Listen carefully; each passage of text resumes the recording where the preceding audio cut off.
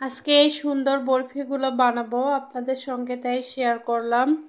বিসমিল্লাহির রহমানির রহিম। আসসালামু আলাইকুম। আমি এই যে ডালগুলোকে হাফ সিদ্ধ করে নিছি, এখন আবার আরেকটু সিদ্ধ করব, সেটা হচ্ছে দুধ দিয়ে। আমি এভাবেই বরফি বানাই, আপনারা কিভাবে বানান জানাবেন প্লিজ। আমি এই যে তেজপাতা, দারচিনি, এলাচ দিয়ে দিলাম, আর এই যে দুধ দিয়ে দিলাম, দিয়ে এটা দিয়ে আমি আরেকটু ভালো করে সিদ্ধ করে নিব। এটা হচ্ছে বুটের ডাল। বুটের ডালকে সিদ্ধ করে বরফি বানাবো। এই দেখুন দুধ দিয়ে সিদ্ধ করে নিচ্ছি। এই যে সিদ্ধ হয়ে গেছে, কিন্তু আমি একটু হালকা দুধ থাকতেই আমি এই যে ব্লেন্ডারে নিয়ে নিয়েছি। ঠান্ডা করার পরে কিন্তু তারপরে আমি এই যে ঘি দিয়ে দিলাম। এটা তেল দিয়েও করা যায়, কিন্তু আমার কাছে গন্ধ লাগে, ঘি দিয়ে করলেই সবচেয়ে বেশি ভালো লাগে। এখানে আমি হাফ কাপের মতো ঘি নিয়েছি। এটা হচ্ছে আমার গলানো ছিল না জন্য মেপে দেখাতে পারলাম না। এখানে হাফ কাপের মতো ঘি আছে। আধা কেজি ডাল নিলে আপনারা হাফ কাপ ঘি দিবেন, 1 কেজি ডাল নিলে 1 কাপ ঘি দিবেন। এটা হচ্ছে আমার মনে হয় এটাই অ্যাকুরেট মাপ। তারপরে এগুলোকে নাড়তে থাকবেন, যতক্ষণ না আপনাদের হাত ব্যথা হয়ে যাচ্ছে ততক্ষণ নাড়তে থাকবেন। দেখুন এই যে আস্তে আস্তে কালার চেঞ্জ হচ্ছে।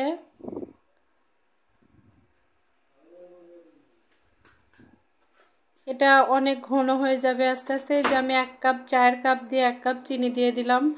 আমি 2 কাপ চিনি দিব, আরও 1 কাপ চিনি দিব আমি একটু পরে, না হলে দলা পেকে যাবে। এই যে 2 কাপ চিনি, এই যে আরেক কাপ চিনি দিয়ে দিলাম। মিশানোর পরে দেখুন কালারটা এমন হয়ে গেছে। তারপরে আমি আস্তে আস্তে নাড়তে থাকবো এটাকে, যতক্ষণ না ঘন হয়ে আসছে ততক্ষণ।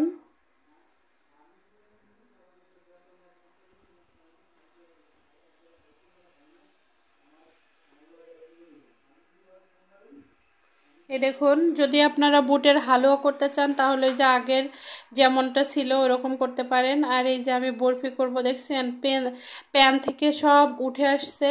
এখন আমার হয়ে গেছে বরফির ইটা। এখন আমি বরফি করব। এই যে এটাতে প্লেটটাতে আমি ঘি মাখিয়ে নিয়েছি, এখন আমি এগুলো দিয়ে দিব সমান করে।